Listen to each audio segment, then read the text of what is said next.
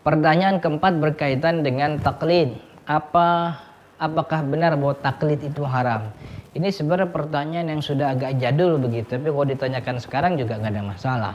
Apa benar taklid itu haram? Jadi perlu diluruskan dulu bahwa taklid itu artinya iktida'u bi ghairihi min ghairi ilmin.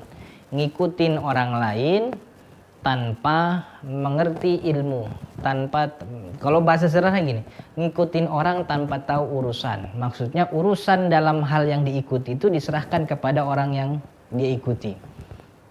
Apakah ini haram? Tidak, tentu malah justru dianjurkan dan bisa menjadi wajib bagi orang awam dalam masalah ibadah. Orang awam harus beribadah, dan untuk ibadahnya dikatakan sah diterima oleh Allah, menggugurkan kewajiban, harus sesuai dengan tuntunan. Nah, tuntunan ini dapatnya dari mana? Dari Al-Quran dan juga dari hadis Nabi Muhammad SAW. Cuman orang awam ini nggak ngerti Al-Quran, nggak ngerti juga hadis Nabi, bahasa Arab pun nggak dablek, dia nggak ngerti. Yang dia tahu bahasa Arab tuh cuman ana anta akhi ukhti ana uhibbuka, udah gitu doang. Dia nggak ngerti itu sebanyak apa ayat Al-Quran yang di dalamnya ada hikmah, ada hukum, dan ada mau'izah. Dia tidak mengerti hadis Nabi Muhammad SAW, maka wajib bagi dia, karena dia wajib beribadah dan ibadah harus sesuai dengan tuntunan Al-Quran dan hadis Nabi, wajib bagi dia mengikuti orang yang mengerti tentang Al-Quran dan hadis Nabi Muhammad SAW. Ngikutin orang yang ngerti itu disebut taklid. Maka kalau taklid dikatakan haram, berapa banyak di dunia ini yang mengerjakan keharaman karena kan dengan alasan taklid. Tapi kan kita diwajibkan mengikuti kita diwajibkan mengikuti Al-Quran dan Sunnah. Cuman kan kita nggak punya alat, kita nggak punya tangga, kita nggak ngerti, kita nggak paham itu Al-Quran bagaimana, hadis bagaimana. Maka kata Allah dalam Al-Quran, fas'alu ahla dzikri in kuntum la ta'lamun. Tanya sama orang yang tahu kalau kalian nggak tahu. Nah, kita sadar diri, tahu diri kalau emang nggak ngerti Al-Quran dan Sunnah, jangan sok-sokan terjemahin Al-Quran, jangan sok-sokan memahami hadis sendirian.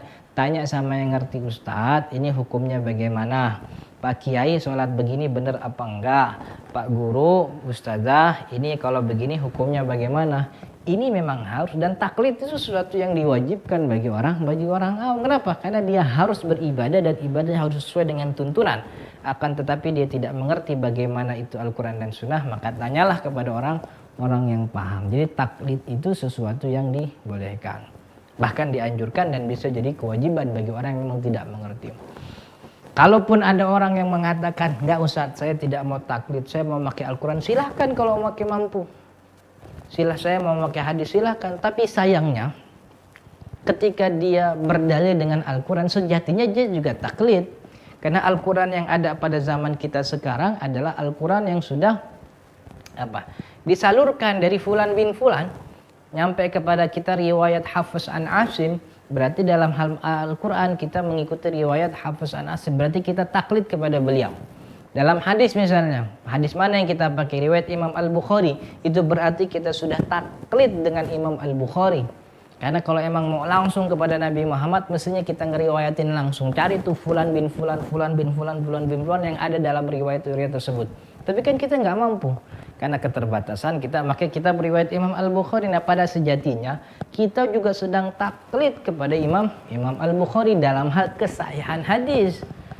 Karena mungkin saja hadis yang lain tidak ada pada riwayat Imam At-Tirmidzi. Kalau kita datang kepada Imam At-Tirmidzi, kita buka kitabnya, itu kita sedang taklid dalam masalah hadis kepada Imam At-Tirmidzi.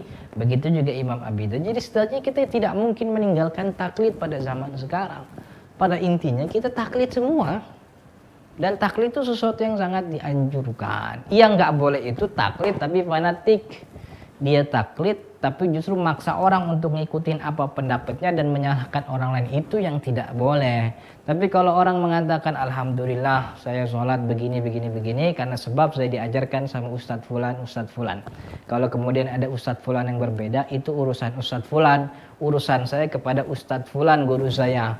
Kalaupun dia beda, saya nggak mau nyalahin, ya mungkin dia punya pendapat berbeda, akan tetapi saya hanya mempertanggungjawabkan ilmu saya kepada Ustadz Fulan. Jadi seperti itu, taklid tidak terlarang, justru dianjurkan dan bahkan bisa menjadi kewajiban kalau memang kita benar-benar tidak mengerti dalam satu masalah, terlebih lagi dalam masalah agama.